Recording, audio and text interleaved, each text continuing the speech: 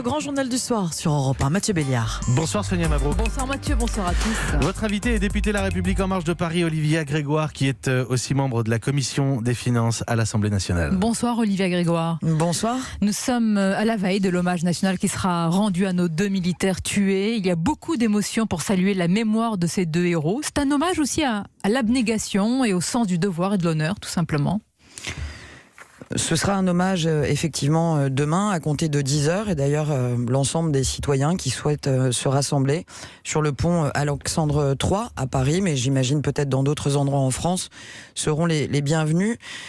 Cédric de Pierrepont et Alain Bertoncello ont donné leur vie pour permettre de sauver les deux otages qui sont revenus ce week-end.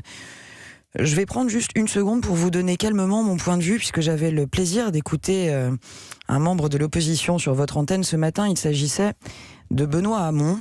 Je crois que la France, que notre pays, devrait à certains moments, et sait à certains moments, être à la hauteur des difficultés, d'événements difficiles. C'est aujourd'hui une triste nouvelle. Je pense qu'on est tous dans l'émotion. On a vu leurs épouses s'exprimer non sans énormément d'émotion. Je pense à elles aujourd'hui. Je me suis engagée en politique il y a 2 ans, pas pour faire de la petite politique politicienne, pas pour confondre, comme le disait joliment René Char, l'essentiel et faire en sorte que l'essentiel soit sans arrêt menacé par l'insignifiant.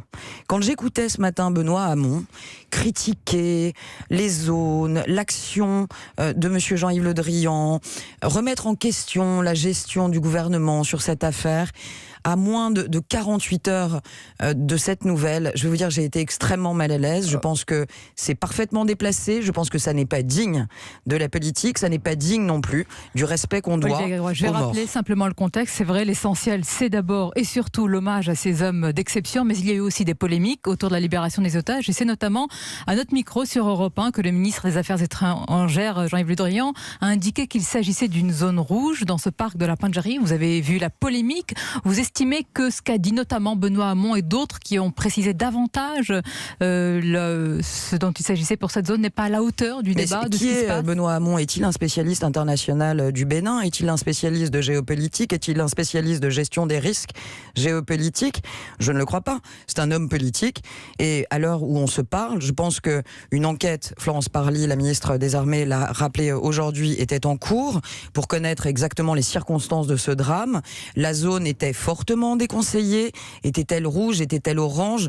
Vous savez, je crois que s'arroger le droit de commenter des couleurs quand on est un simple acteur politique comme Benoît Hamon, dans des circonstances aussi dramatiques, c'est parfaitement déplacé.